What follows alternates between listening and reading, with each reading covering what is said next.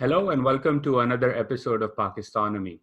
The Pakistan International Airlines has found itself in the news yet again, starting with the tragic crash of the flight 8303 in Karachi.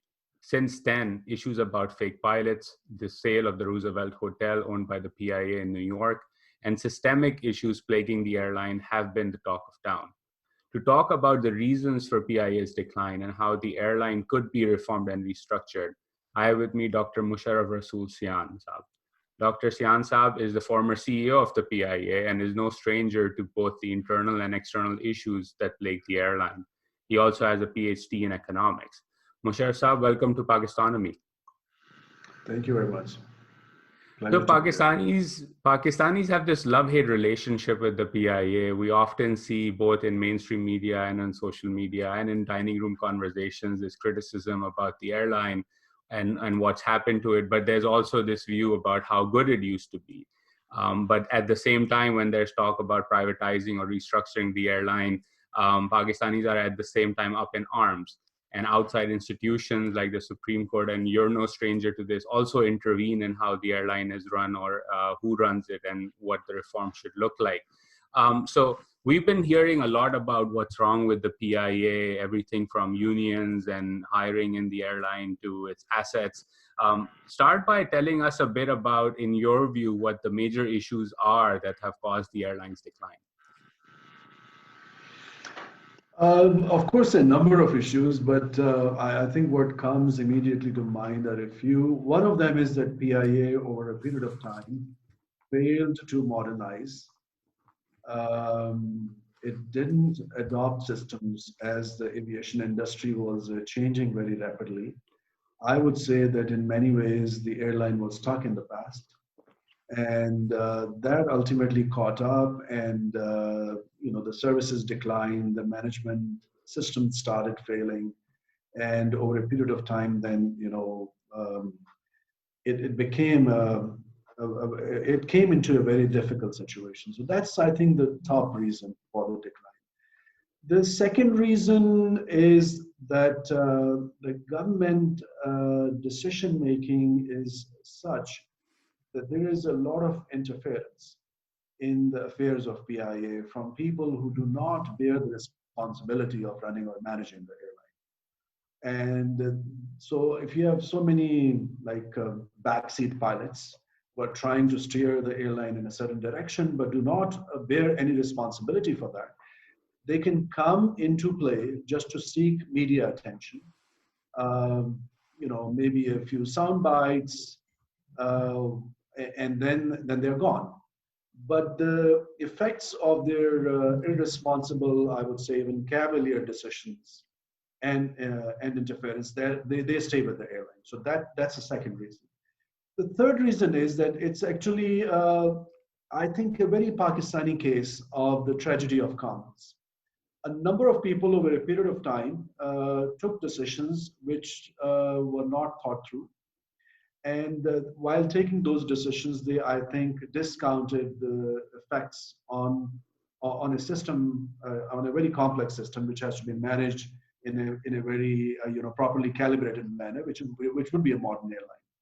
So those decisions over a period of time caught up. So the examples would be: did you need to induct a certain type of an aircraft in 2004 or 5?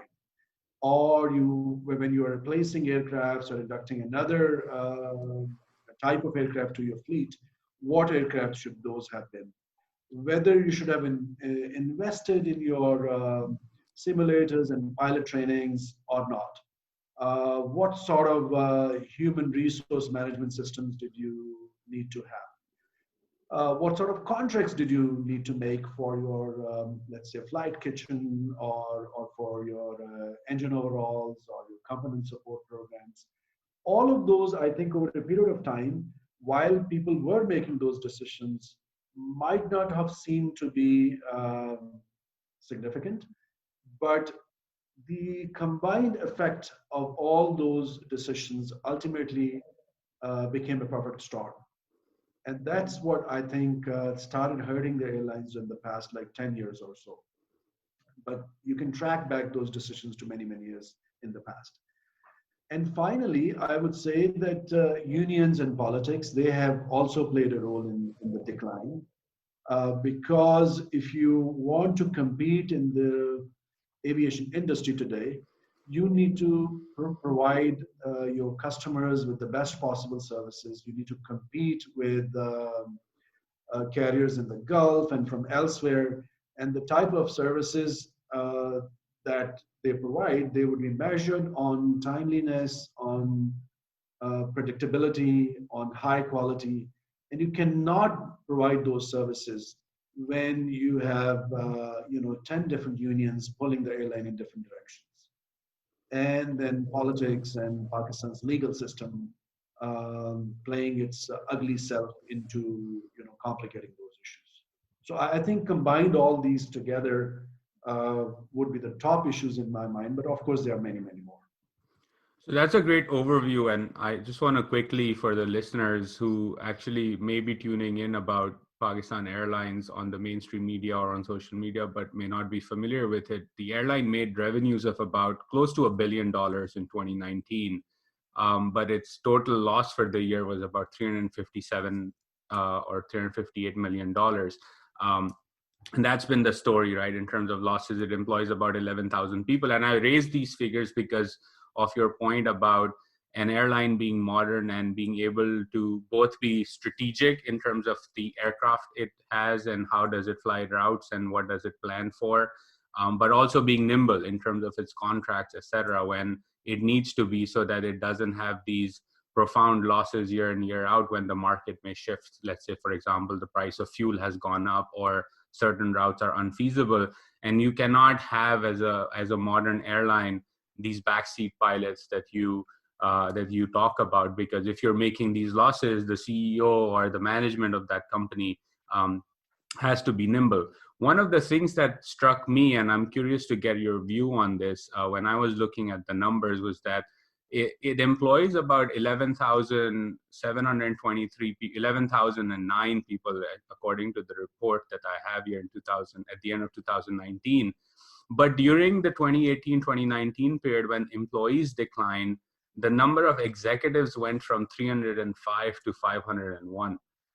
And I'm just curious to get your view. Is the PIA, based on your experience, and I'm no airline expert, but it was curious to me, a top-heavy organization? And often that is the allegation made, right? That politically, a lot of people were recruited who actually don't add a lot of value to the company, but actually are responsible for it being not as modern or as nimble as it should be. So how strong or how valid is this assertion that the PIA is a bloated organization with a lot of executives, a lot of employees that frankly should not be there?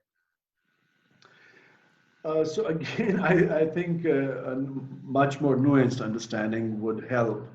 One thing is that as an industry player, PIA is vertically organized, where a number of let's say businesses that the airline should have the option of not performing itself are performed by the airline. For example, flight kitchen, ground services, many other functions that other airlines would have other companies perform, and they would just contract them to perform those functions. PIA does much of this in-house, and that's why the number of employees is much bigger, and you cannot compare, without paying attention to this dimension, you cannot compare PIA with another airline. That's one. Now, it's not about the number, but it's the type of people and how they are managed, which is the major problem of the airline. If, let's say, you have a large number of people, but they have skill sets that do not match with the airline, and your HR systems do not provide the employees opportunities to upgrade their skills and keep modernizing them as the airline requirements change, then of course those employees will be in a static situation, and their skill sets will be outdated over time. So it's not the number, it's again how dynamic the airline is in upgrading skill sets and even changing skill sets, even hiring from the market. It's pretty much run and managed as a bureaucracy with a lot of interference from the legal systems. There are a large number of stay orders that do not allow the management take very basic decisions on discipline, on employee management, on incentives, and they've kind of created a system where you cannot run any public sector organization or a private sector organization because there is very little room that the management can really incentivize employees or even, let's say, incentivize employees who want to perform better, who are performing better. So the race to the bottom basically leads to a median employee who is not incentivized, who's not motivated to do much, who's has absolutely very little incentive to invest in their skills and match up to the requirements of the airline. So with such a broken HR system, the real problem is whether the airline has the type of skill sets that a modern airline would need to compete in the aviation industry. It's not necessarily the numbers. These other things, whether it is top heavy, whether there are more executives than there should be, I mean, these are, I think, those emotive statements that are raised more as partisan politicking than anything else. I mean, if you require more executives, then you should have more executives, but it should emanate from your business plan and from what you want to do with the airline. Let's say if you want to minimize your losses, you want to go into profits, you might need some people with those skills that can steer the airline in that direction. If you do not want to go in that direction, then of course, I mean, you'll have different HR decisions. No, that's very helpful, and it's important context. And as you were describing the issue around HR, what I was thinking about was not only the race to the bottom and lack of incentives, but perverse incentives, right? Because if you have the ability to go and get stay orders, then there is actually an incentive to not perform within the organization, because high performers may actually see that their career trajectory is actually not linked to how well they do, because there are everyone else who's not incentivized to be trained. And in fact, one thing that we often don't hear about is the fact that, yes, the organization brings in talent. We can talk about whether they were recruited on political basis or not. But from what I'm hearing from you is that from an HR and skilling perspective, internally, there is not enough skilling and upskilling of talent as there should be, to make sure that the employees perform and then are held up to the highest standards. And that is something that, you know, we miss in the stories, that you may recruit the top talent, but if you're not going to train them over a period of 3, 4, 5, 7 years in any organization in today's economy, the organization is going to fall behind its competitors and its peers. And so off that, like, you know, I want to quickly just basically touch upon this issue of politicization of the airline. And the allegation that is often made is that, particularly for the Pakistan People's Party, and that's what people say, is that they've recruited a lot of people based on their political interests, and that's basically the end all be all of the decline of the PIA. How strong is this allegation, or should we have more nuance about recruiting in the airline based on political affiliations? And if so, like, is that the biggest issue that has led to the airline's decline? Recruitment without a business plan, without sufficient attention to what sort of skill sets you require, is an important reason that PIA hasn't performed well. In 2009 and 10, around that time, for a couple of years, PIA went into positive for operating profit. And there was primarily a windfall gain. Windfall because the fuel prices plummeted at that time because of the global recession. And without doing anything, PIA just gained a lot of room to take financial decisions. Unfortunately, softwares were not updated, systems were not updated, investments in aircrafts and other assets that lagged. But I think quite a few thousand employees were inducted in a couple of years into the airline. Mostly these were employees who did not bring the skills that a modern airline would require. Now, this could have been, a burden that the airline could have carried with it. So, in that sense, whereas you are using up a lot of, I think, resource company finances for these employees, that is a problem. But I think what is even starker as an issue is the way the unions do not let airline functions come up to standard. Look at, I mean, some of the things that a passenger would require from an airline these days: flights, high regularity, high punctuality, good services, good behavior in the cabin, and of course, I mean, safety. All of these require that these systems should be managed with incentives and sanctions. They should be calibrated to deliver the right kind of service with almost the 100% certainty, and where the flight has to arrive at a certain time, how the crew has to behave with them, how safety protocols have to be followed. All of this requires discipline. For some reason, in the PIA, there is a very toxic environment where the good employees work under fear, and the ones who are, who do not follow the SOPs or who violate the discipline, there is hardly much that the system can do about it. So even if, let's say, you take action, people have recourse to courts or to other parts of the government, and everyone knows everyone, it seems, and it's like a case where a lot of good men have done a lot of evil to PIA. So I mean, if you want to really test the evil that the good men do in Pakistan, PIA is a good example, because when I managed it for about a year, I couldn't believe myself that people who have such a good public image would call you up and ask you to do something which was patently wrong. So I'll quickly interject here, and apologies, but what was one of the craziest interjections that you saw when you were there? And you don't have to take names if you don't want to, but I just want to provide the audience with an example of something that comes top of your mind in terms of you getting a phone call and being asked to do something that you thought was patently absurd.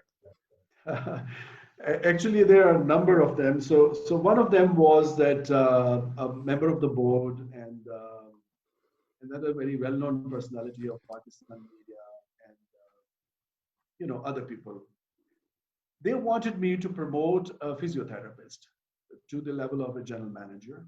And the problem with that promotion would have been that the gentleman had a fake matriculation degree, a fake physiotherapy certificate.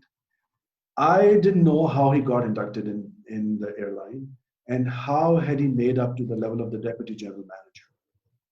And this was so blatant, and I went through so much of arm twisting on this.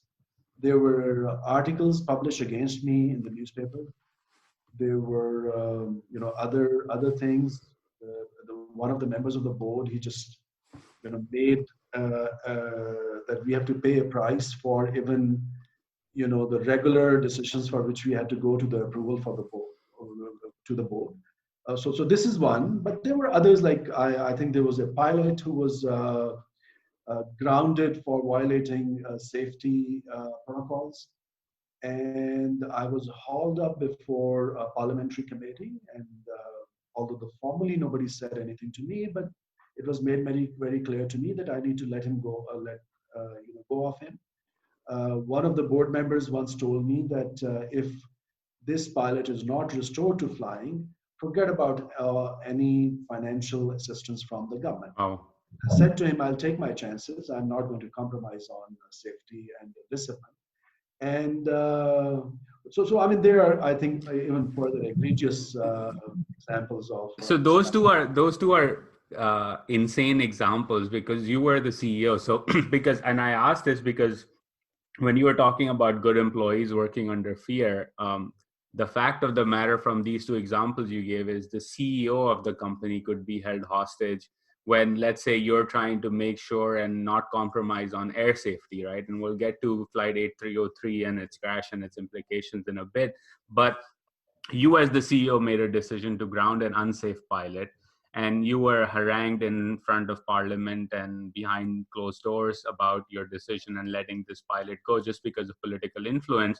And to me, that sounds crazy, because one of the things an airline or any organization relies on are good people making bold choices that further the interests of the organization, whether it be around safety or how the cabin treats its customers, etc. So if the implication for me is that if the CEO can be told promote this person, and if you don't, there'll be a campaign against you. Imagine a crew member who's trying to make sure that the PIA treats its customers properly and having to complain about someone in the cabin. They're not going to do that, and the airline's never going to improve, because if the CEO can go through this, then forget about a regular employee trying to make things better at the airline. That's true. So, I mean, if you look at the EASA letter that has come out a few days back, it basically, I think, points at systems failure, because safety management in modern aviation is very sophisticated. I mean, the protocols are well known. The only thing that the management, the accountable executive, which is a CEO for an airline, they have to ensure is that all the pieces of the system to ensure safety come together, whether that's pilot training or timely and adequate supply of components, whether the repair and maintenance system is working well, where all the protocols are again being followed, whether each time the aircraft leaves for a flight, all the SOPs are followed without fail. Now, to ensure those systems, you have to invest a lot in your people and in ensuring that there is a certain consequentiality of the actions.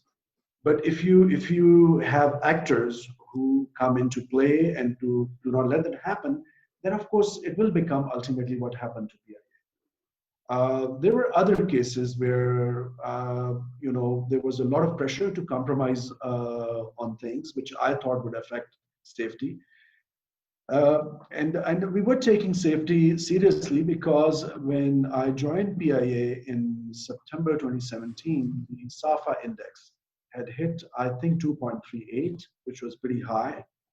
And if it had gone a little higher, EASA, the European Aviation Safety Agency, would have actually barred PIA from flying into Europe. The way Can you quickly explain, please, what the index is and how that works? SAFA index is an index which is maintained by the European Aviation Safety Agency. It is based on random, unpredictable inspections that they carry out for different airlines at different airports. And they look at whether safety measures, safety protocols are being adhered or not, whether the equipment is properly maintained or not, and whether the crew is following the SOPs in every case without fail. So the index at that time had climbed up to 2.38, and we started ensuring that flight safety is the central corporate norm for PIA.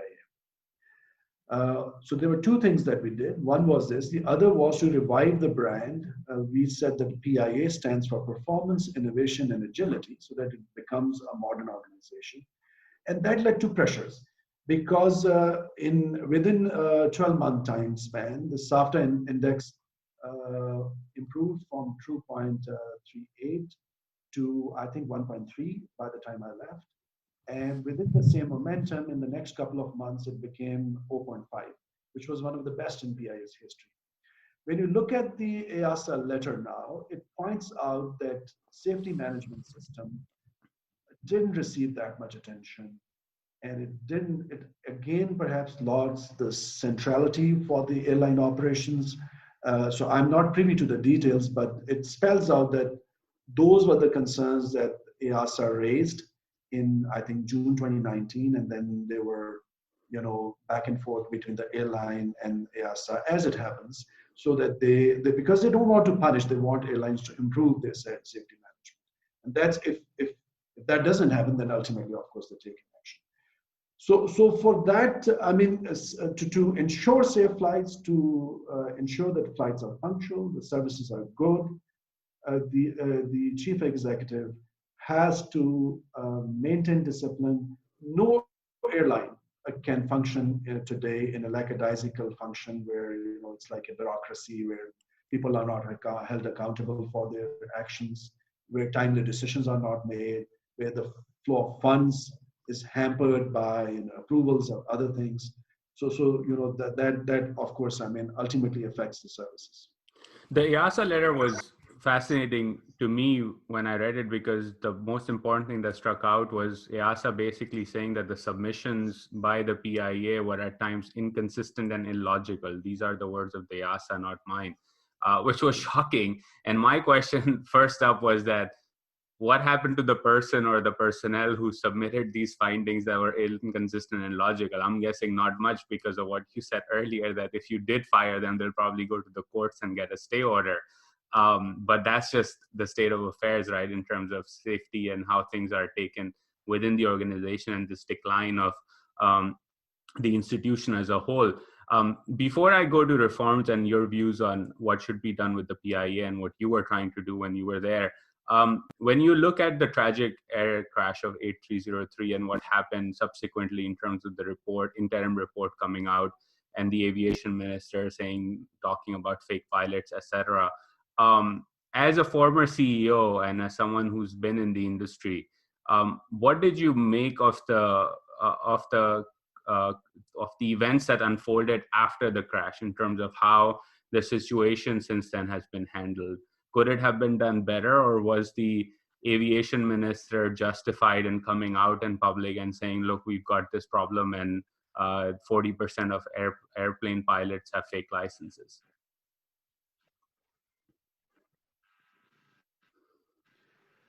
I think there would be several parts to the answer that I can give to your question. First and foremost is that the A320 crash is a very tragic incident, and it's unforgivable because I mean, such a safe aircraft, with that, it should not have happened.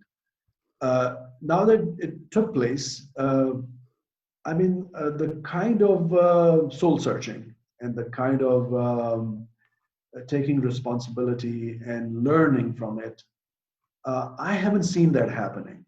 The AAIB would highlight some technical problems, perhaps, or what happened with that particular flight. But if you look at the data as a whole, I mean, if you are retrieving the SMS data and others from the aircrafts, we can do a much better job by seeing why systems failure are taking place, like EASA is pointing out. Because to deliver safe flights, you have layers and layers of systems, both on the engineering and flight side, and within management as well. And if that hasn't worked well, we need to understand why that has happened and fix all of them. Not necessarily just focus on the pilots of that flight or that particular aircraft. If, let's say, we as a nation want to learn lessons, this is high time we do it. And that is, to me, is the most important thing, so that such an incident doesn't take place ever again in Pakistan. If our ambition is that PIA, or for that matter, any Pakistani airline, should not be accident prone, with modern aviation systems, we can achieve that. It's not an impossible feat. It's just that we don't have to live with these semi-functional or dysfunctional systems and keep making excuses about them, or all the time shifting responsibility from one to the other. So I think a grand failure that is unfolding in front of our eyes is that we are not doing that kind of learning of lessons, that kind of analysis, that kind of soul searching. Now, within that, when you look at the Minister for Aviation's statement, there are, of course, more than one views that, I mean, could it have been handled better? Has it harmed Pakistan? In my view, flight accidents, crash. That harms Pakistanis and that harms Pakistan's reputation and PI's reputation more than anything else. We cannot scrub it under the carpet all the time. We must face it that why did it happen again? It should not have happened. And if within that scope, if the minister has highlighted this issue with the pilot licensing, and if he, I'm sure, I mean, my assumption is that there are data provided to him to back up his claim. If that information were reliable, we will have to understand why did he make the statement in the parliament. Uh, was it that he feel constrained that without doing that he would not be able to take actions? Because, like I'm saying to you, how do you take actions against people who flagrantly violate norms and SOPs? And you have good people of Pakistan sometimes occupying high constitutional offices who would not feel constrained that this is none of their business to intervene and pressure PIA management to do things the way they would like them to do. But at the same time, like I said to you, that my answer may have several parts to it. I mean, it's a complex situation. It could have been handled better.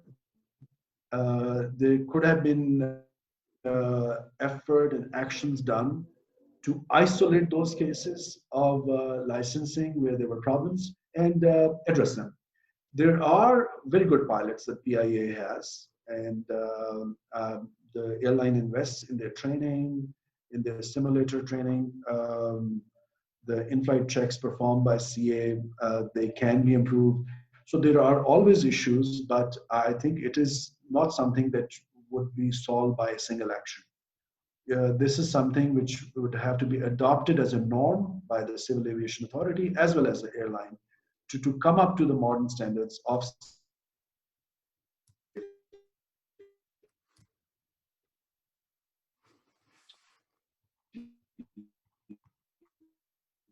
and where all unions and whatever negotiations between stakeholders have to take place, they will be happening in a different domain.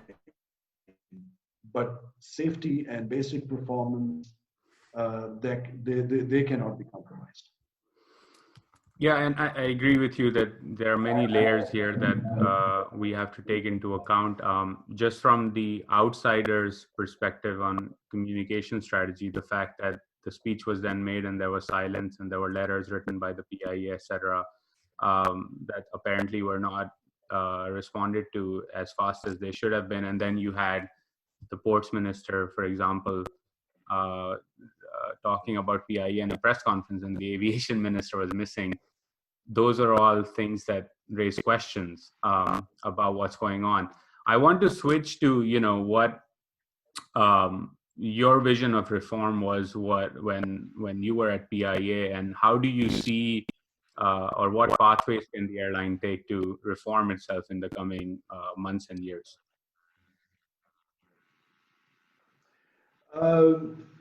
The way we were trying to reform PIA and earn revenues and minimize and ultimately eliminate losses was a combination of a few things. The foremost among them was strengthen the systems that had lagged in time compared with other airlines. They were like softwares which were outdated, no more put to use. There were safety standards that we needed to beef up, and we were luckily able to do that in many cases. There were HR systems that needed to be reformed. So that was one core component of what we were trying to do. The other was moving the commercial department to chasing revenues. To my horror, in my initial weeks, I discovered that PIA's financial system, the financial management system, was in a mess, and they were not performing basic flight analytics. And those flight analytics were not the basis of commercial decisions or even flight schedules. And therefore, even very senior people in the financial department, very gladly informed me that certain flights were making losses, but they were covering the variable cost, and therefore they've continued it for years. I mean, the route to New York had been in losses, I think, for more than a decade, and a huge loss. Like Wow. one flight is incurring you a loss of 2 billion rupees, and how can you continue as an airline with that? And I had members in the board who would not understand the basic finances. That, and they would cite examples to me that, well, Emirates sometimes have losses on their flights, but they continue. But they don't understand that when you are building a flight, then you can incur losses. But you plan for a break-even period. And beyond that, if you are incurring losses, you would stop that flight and move your aircrafts to another more profitable route. But those kinds of decisions had not been taken for decades, and therefore the financial system was not responding to the requirements of the flight economics. There were aircrafts that were flying, large aircrafts like a B777 that was flying to a route in Europe or UK, and each flight was in losses because it was a large aircraft, and this was a long haul but low density route for PIA. When we started flying the same aircraft to Saudi Arabia to carry Umrah passengers, it went into profits. So there were those kinds of decisions that we started taking so that the pursuit of revenue becomes a central norm next to safety within PIA. The third important step that we started taking was about rebranding. Now, here, some people viewed that we have to take a defeatist approach, that PIA brand is, battered and there's no point reviving it, just fly the flag. Personally, I felt that services, good services, punctual and safe flights, high quality cabin services would earn much more prestige for Pakistan than just flying a flag on an airline or an aircraft which is known for low quality services. So rebranding was a major effort to also seek younger Pakistanis, younger travelers to Pakistan, switch to PIA back from our competitors. Similarly, another thing that we started doing was the network optimization, which again is done by softwares in modern airlines, where you see how your costly equipment, the aircrafts, can be deployed almost on a day-to-day basis to earn more revenues for you. And this hadn't been done in PIA, and therefore we had great difficulty in doing this without modern softwares. So that was another effort. And I think finally, my vision for PIA was that PIA employees should feel proud of themselves working for PIA, and that can only come if you deliver high quality services.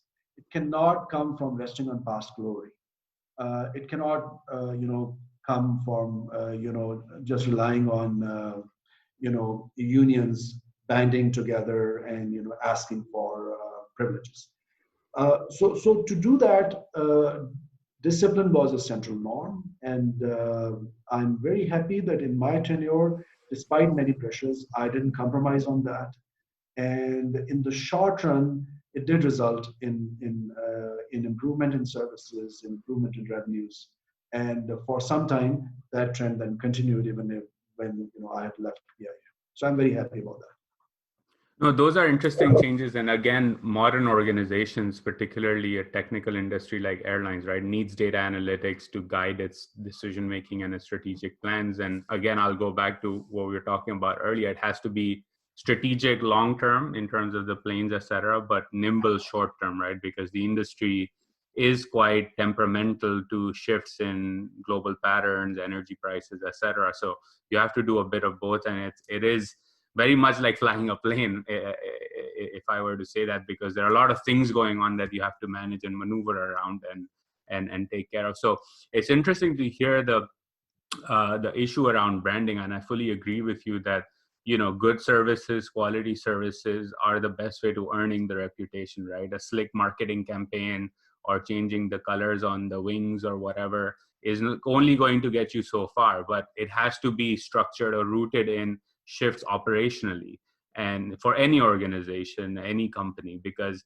yes, marketing can get you a 3-month, 4-month, 6-month payout in terms of people having a different point of view, but eventually reality will catch up, and marketing dollars will only go so far. There has to be an underlying reform to be able to capitalize on that investment in marketing dollars or rebranding dollars. Based on where the airline and the country today is, where do you reside in the privatization versus reform debate? And I ask this because, from my vantage point, every political party, when it's in opposition, opposes privatization. The PTI is the most recent example of that. And when they come into power, they talk about reforming the airline, but eventually move over to privatization. But by then it's too late because the other political parties play the other role, in fact. And of course, the judiciary in Pakistan, when it comes to the economy, in my personal view, has been disastrous, whether it is the Pakistan Steel Mills, whether it's Reko Diq, whether it's the PIA. Judicial interventionism has cost Pakistan and its economy dearly. So first, from your vantage point, where do you land in the reform privatization debate? And do you see a bright future ahead, whether it is reforms or privatization for the airline, or are the influences too strong both within and outside the PIA to have any meaningful change? So to answer your question, let me first share one of my epiphanies with you. So initially, when I started managing the airline, I couldn't, just a couple of weeks later, I realized that this is such a strange equilibrium that every few months the airline goes and asks the government for a bailout, which is like 10 billion, 15 billion, 20 billion rupees, not small amounts. Then it comes back and delivers abysmal services to everyone in Pakistan. Everyone who matters, actually, also in Pakistan. They fly on the same aircrafts, suffer the same ignominy of services, but nothing happens. How could this be? How could this have been such a stable equilibrium for a decade, for 2 decades, for such a long period of time? And that's to do with the political economy of who benefits from the way the things are managed, whether that's a person on the board or in the government or outside the government, whether that's an airline employee colluding with the, let's say, with the ticket in the ticket sales business or anything else. Now, when you look at such a complex problem, I think the governments decide for privatization as a solution because they understand that they cannot manage this problem. They cannot put it right. When I came in my interview, I asked one question only from the interview committee, that do you want to privatize? Because if you want to privatize, I would not be interested in joining, because I thought that my skills, my training would be best deployed where I could improve, reform, and make a complex Pakistani system into a competitive organization. And if that were the challenge, I would take it up. Otherwise, I would not be interested. So I'm stating that to state my bias, that I was pro-reform and I am pro-reform. One reason is that, like I said, for each of the two options, whether you privatize or you reform, there are some preconditions. I think that the political costs of privatization are much higher, and the prerequisites for a successful privatized aviation industry within Pakistani airspace are very low. Look at the current problems. How many of them are arising from the Civil Aviation Authority, which is a regulator? If you have a regulator which is so weak, which is so compromised in its basic function, how can it ensure a competitive aviation industry in Pakistan? So that's. Which, sorry to interrupt again, even outside of the industry, right? That is the problem, whether it's sugar, whether it's energy sector, whether it is wheat, whether it is, you name your industry, cement, petroleum. We've seen if the regulator is weak, it doesn't matter whether the sector is private or not, it's going to have the same issues. Yeah. So for that reason, I mean, it's not a great solution, because the prerequisites are not there. The other problem, which is I think a structural problem, is that within Pakistan, Pakistan is not North America. It's a smaller country, and in terms of the aviation size of aviation that we have right now is also small. So it would at best be an oligopoly. So you can't have perfect market conditions to have a privatized aviation industry thrive in Pakistan. So those are the problems or constraints on that side. On reform, there are a number of prerequisites, and they are, I think, equally difficult. For example, would the partisan politics um, just take a step back and let airline work in its own domain? Would the pilots of PIA, who have nothing to do with PIA, would they stop into meddling in the airline affairs? Could the government create a special mechanism for procurements, for supply chain management, for HR, and let it not be a bureaucracy, but be an airline? Can the government have the courage to take that decision? Even important, what about other players like the legal system? Would the legal system take a step back and try to focus on its own job, which is a mess in any case in Pakistan, and stop meddling in affairs where it has very little understanding and very little inclination to have a longer term engagement in any case with that kind of. Now, those are also, I think, very difficult conditions to deliver. So it's a choice between the two for any government, that how do you ultimately deliver safe, high quality, affordable flights to people in Pakistan and people going to other destinations from Pakistan and coming back. So it has to be involved answer. You'll have to see which is an easier thing that the government chooses to deliver. My worry is that in both options, what you see is that they go for half-hearted solutions. If they privatize without robust regulation. If they manage with just superficial reforms, and that's not going to work in either case. So it has to be a complete solution. My tilt would be in favor of a public managed airline. It could be another airline. It could be, an airline which makes a clean break with the past, so that the so the company's balance sheet is cleaned up, the difficulties with HR are solved, and management systems could be, what would take it into profits and maintain it into a profitable existence.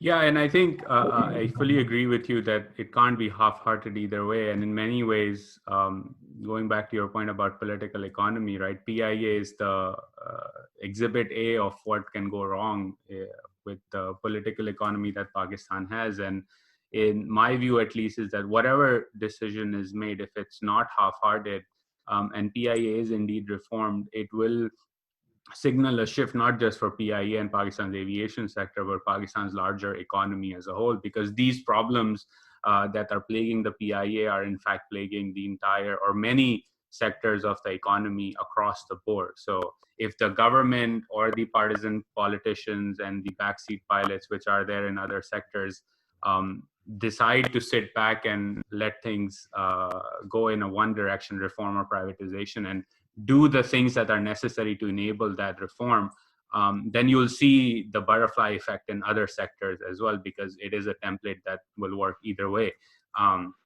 But will that happen right now? I don't think so. I mean, you shared your epiphany. I'll share my epiphany from last week, was that I think there was a Supreme Court order or after some hearings around issues for COVID and budgets, etc. And the Chief Justice penned it. And he said that it seems to him, and these are the words of the document, that there is no development budget in Sindh, which is blatantly false. Like, Sindh has about a 232 billion rupee development budget. And so if the Chief Justice is uninformed about that, I I don't have the best of thoughts in terms of how informed he would be on technical issues that he may decide he takes Suomoto notice on. So that's my pet peeve or my rant about what happens in the legal system in Pakistan. If you were, I know you're against privatization, but let's say the privatization were to happen, or even just to our listeners, if they were a potential buyer in a situation where reforms are happening, and they may want to own some stocks in this new airline in PIA, from your point of view as a former CEO, what would you make? What pitch would you make to them in terms of what value, if any, does PIA have to offer as a company that is on the path of reform in this hypothetical scenario?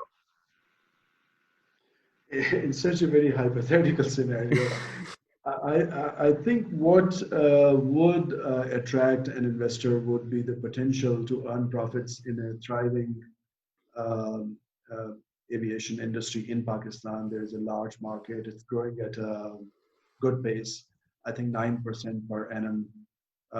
Pakistan is, I think, very well located to offer a hub for flights between China, which is soon going to be the largest economy in the world, and Africa on the other side.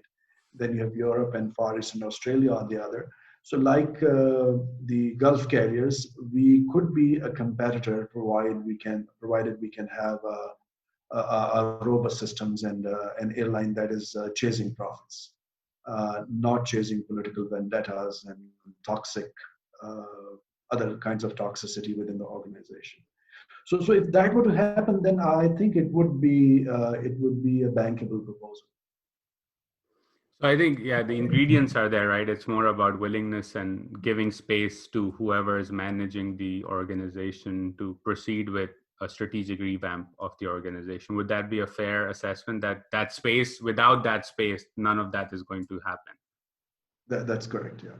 Yeah. So I'm mindful of our time, and just one last question before I let you go. And this has been a great and fascinating discussion. If you were, as former CEO, Prime Minister Khan were to invite you in and say, tell me, what is it that I need to pay attention to and do in the next couple of years that are left of this government, or the next 3 years, what would be your advice to him in terms of how to navigate the complexity surrounding the PIA, both internally and externally? So I think to each person in government, you would need to say things which they need to do. So I wouldn't invite the Prime Minister to look at the details of my operations, because that would be my business. There are a few things that the PM needs to fix.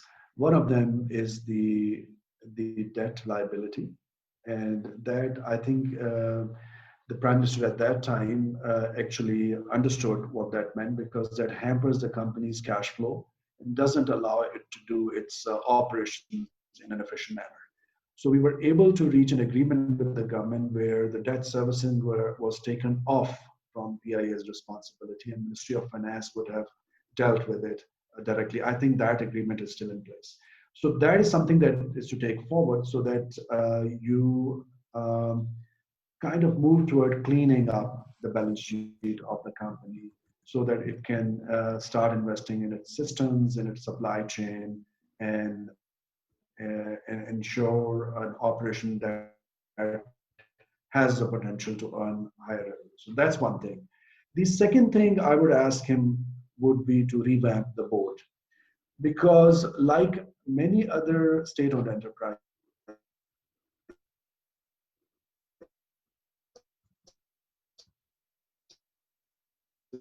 boards are treated carefully. You cannot have a board where people are acting as fixers for outside agents, where they want to undermine the management when they want to ensure discipline and take good decisions, where they want to shield corrupt officials with non-corrupt past. Because in that kind of an environment, it just is another millstone that the management has to carry with it while trying to fix the organization. And I think it's just a very serious thing that a government which has almost unlimited discretion appointing the members of the board cannot do a good job of appointing good members to the board. I mean, can you not find 11 people, 10 people all over Pakistan who would be dedicated to the airline or to whatever organization they are being appointed? So that's the second thing that I think I would ask.